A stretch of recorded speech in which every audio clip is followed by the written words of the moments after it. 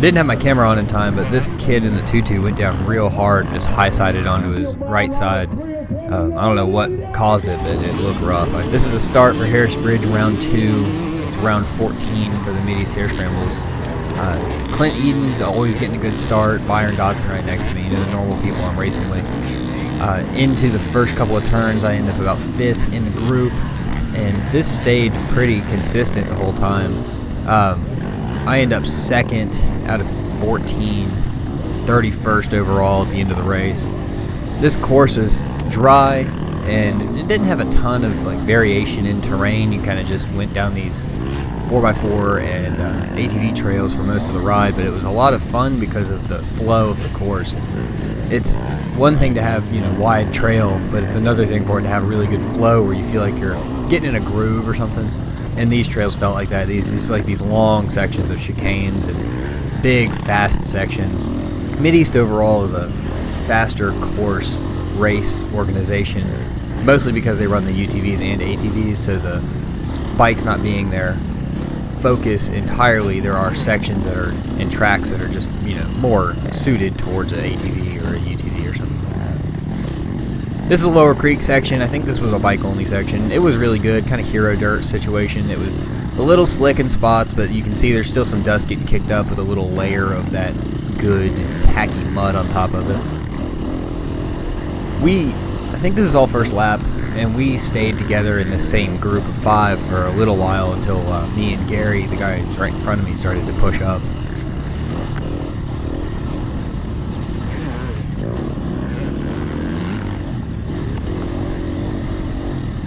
I like the Mid-East courses because they tend to run you through, a lot of places will avoid a creek. Mid-East tends to run you through it until it turns into a complete CF.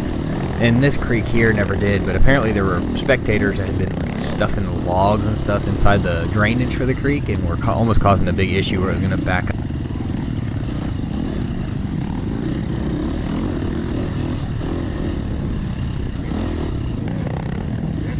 .412 there misses a turn, and then we all shoot up the hill. This hill climb is steep and not super gnarly, but the thing about it was that it was supposed to be a jump, so what you're supposed to do, come off the top of it, launch over the trail, and then land on that little upper section, and then keep going through the woods.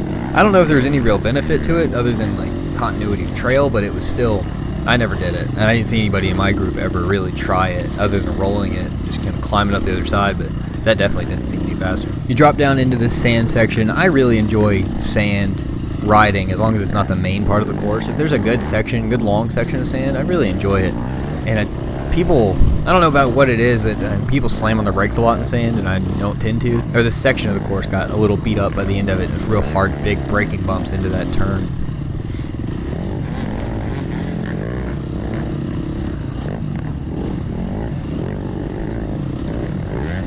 You can see we're still in the same, 3 people, 4 people from the beginning of the race. And we get into this section of really tight stuff. Like I've always said, I prefer the really tight trails. And this one, I was always behind somebody, so I never really got a good shot at this hill. This 412 goes down, and then I'm pretty good about negotiating around in tight stuff to make sure I don't have to stop. But this is the kind of, I wish the whole trail was this. I wish just once that Mid-East would have a whole bike trail of just, good, proper, single track.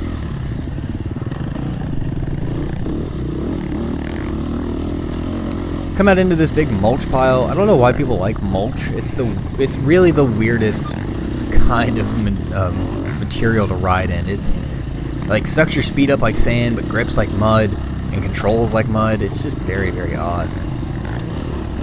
You can see it's getting dusty, but it's nowhere near what it was in those field races like Bear Pen or anything like that. It's still totally manageable dust. As long as I can see a little bit, it's okay. It's those ones where you get complete fog out that I'm just not comfortable with, and I'm not sure how you get comfortable with it.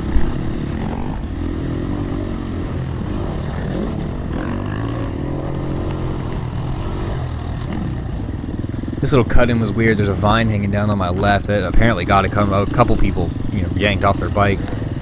I'm always wary of vines like that. I've been pulled off before. It's not any fun. Gary getting aggressive with a pass and me following him. I'm trying to make sure he doesn't walk away. I can pace him for the most part, but if I make a big mistake or something, I just can't keep up. He's a quick dude. It's fun to ride with him, and I like racing against him. It'll be interesting next season when we move up to another class.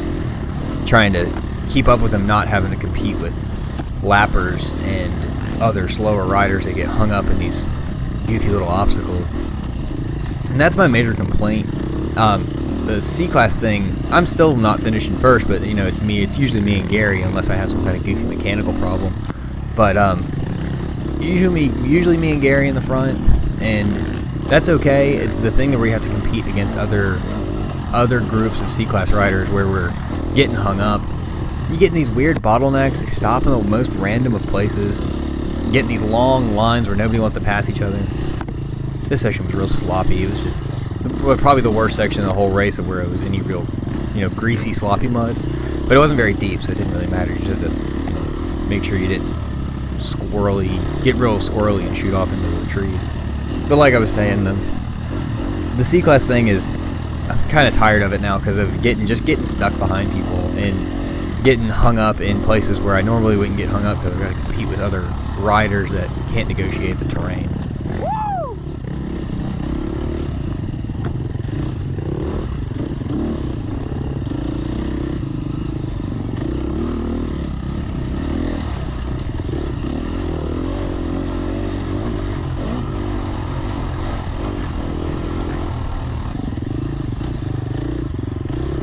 I wish they would incorporate stuff like this more often. I like these little gully cutouts. They're not every track's gonna have them, but when they have them, I wish they'd use them. I really like that kind of channeling in a race, unless somebody makes a big mistake and then it turns into, like I was just talking about, just a giant bottleneck. You can see the whole course it's not a bad course by any means. It's a fun ride. Not challenging in any way, just, a good, smooth, fun course. It never really deteriorated very much. It didn't get real beat up. I don't think the afternoon guys really complained much about, roots and braking bumps and stuff, or bad ruts. They all said it was a fun course too. The last couple courses for Mid-East are a lot of fun. This is more what I'm talking about. Me and Gary are trying to push past these people, and then there's a whole, 4 or 5 people that are just kind of riding in a line together. I've broken myself of the habit of doing that, where you get behind somebody, kind of autopilot with them. But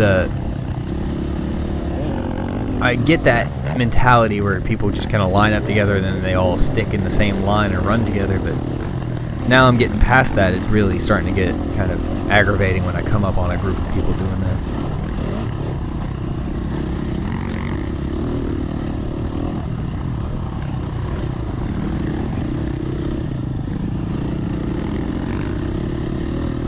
This section was cool.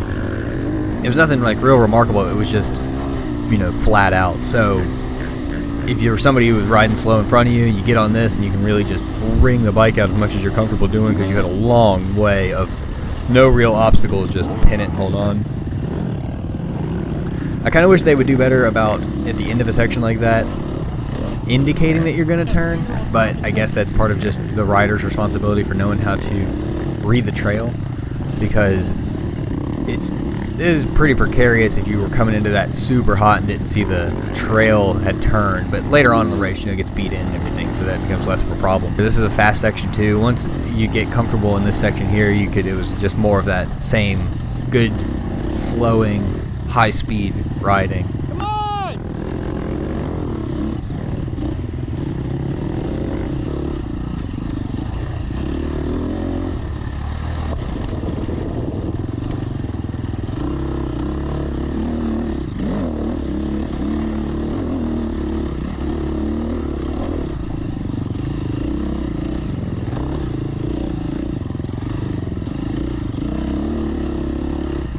Like I said, the whole course was, fairly similar, other than a couple little sections of bike-only woods. This clear-cut section's got some good, rideable ruts and everything in it, so there was no real risk there of getting lost. And then there's the dust that gets kicked up is not a problem at all. It's one of those sections where you can just really, once you get comfortable doing it, you really just hammer down and hold on. And I've got a problem, I'm kind of overcoming it, but where my skid plate sits and where my foot pedal is for my rear brake, I had come into turns before and been pressing down on what I thought was my rear brake, and it actually, maybe just from me having my foot too far forward, going to press on my rear brake and end up pressing on my skid plate on like a little flange of it and then not braking, and just having to accommodate for not having slowed down enough and slamming into a berm or something. And all that high-speed stuff they have is, there's always a good berm.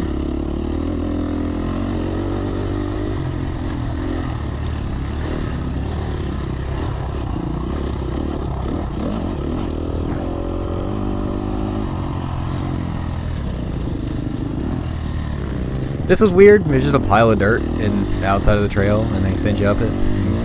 Whatever. I like the use of course kind of stuff, but that was always just a little weird.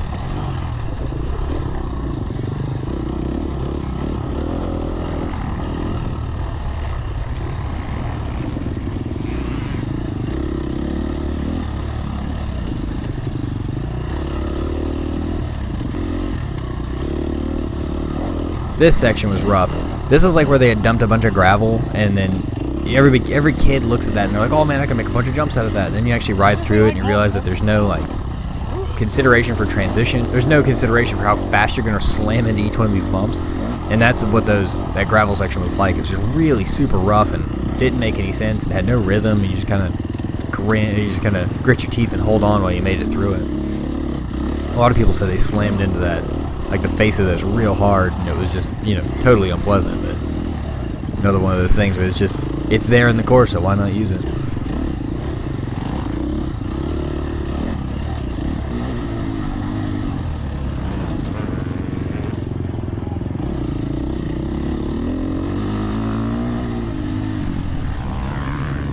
This is the last couple turns coming into scoring. There was a little field section outside the woods, and then the bridge portion of the Harris Bridge thing. I think that's why they call it this. And I think there's like I think they use that for like mud bogs and stuff. And you'll see I come around this turn and go wide, and almost end up dropping down into into the mud hole, which would not be fun at all. You have to try to slog your way out of there. But like overall, it's a great course. It's a lot of fun. It's one of those just fast, not technically challenging courses that you just enjoy riding, and this was a good one. I'm glad I had a good finish and didn't have any goofy mechanical problems, and was able to ride a whole ride.